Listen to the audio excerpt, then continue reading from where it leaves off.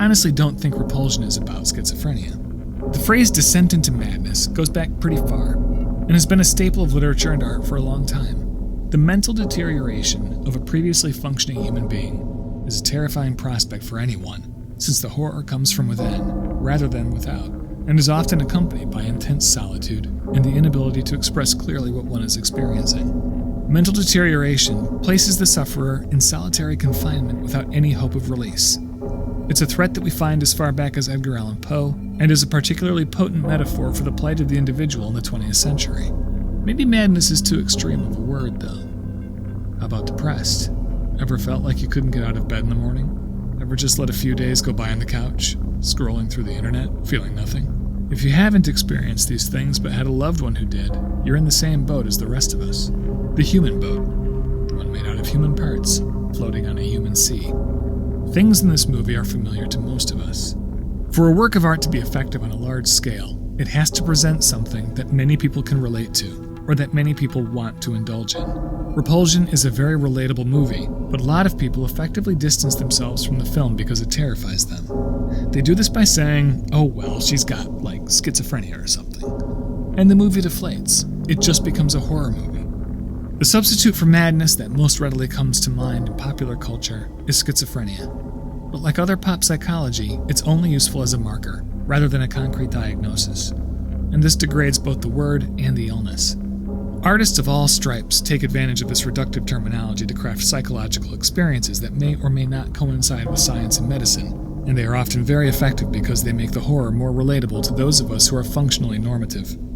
However, we have to give credence to the complicating measure that artists employ, on top of the simple words themselves. To peg Carol in Repulsion as schizophrenic doesn't quite tell her story, or give Polanski enough credit for crafting a remarkable human experience that could strike any person at any time, you or me or someone we love. On paper, the role of Carol is pretty thin. One might even say it borders on one note, with that one note being struck over and over and over again. But a great actor can transform one note into something amazing. Combine that with a director who knows how to work with an actor, and the character becomes flesh and blood. Catherine Deneuve starts with the prerequisite youth and beauty, and works upward from there. An object of attraction to men, she is constantly presented with choices to make. Have dinner with Colin? Take advantage of a night of solitude when the apartment is empty? Meet up with Colin at a bar? Accept his romantic advances or spurn them? Pay the rent, clean the apartment, feed herself, go to work. The choices become simpler as the film progresses, but they are no less consequential. And Deneuve plays Carol as a person who isn't choosing not to do these things, but as someone who is unable to do these things. At first glance, she seems to be a very passive person, but she isn't just an inactive person. She's a person full of anxiety. How Deneuve portrays that anxiety isn't quite subtle, but it is effective, and becomes a sort of leitmotif of unease throughout the movie. We rarely see someone scratch an itch in a movie, unless that scratching has meaning.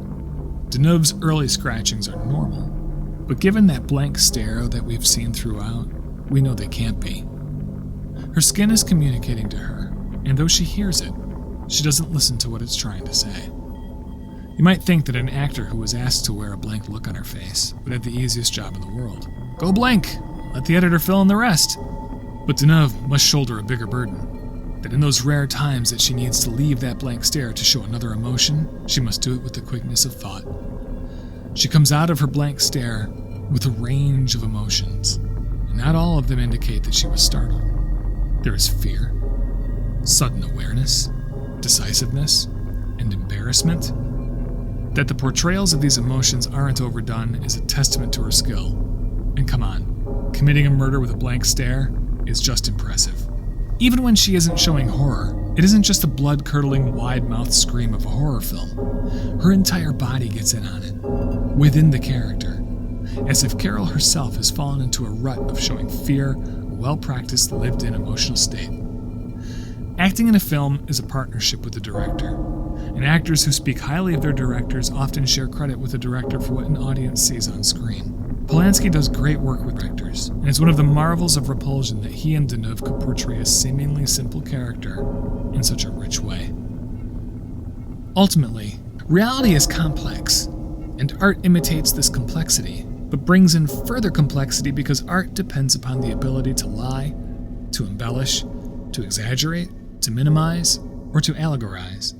The pleasure of examining a work of art is that we as viewers or participants get to join in on the fun.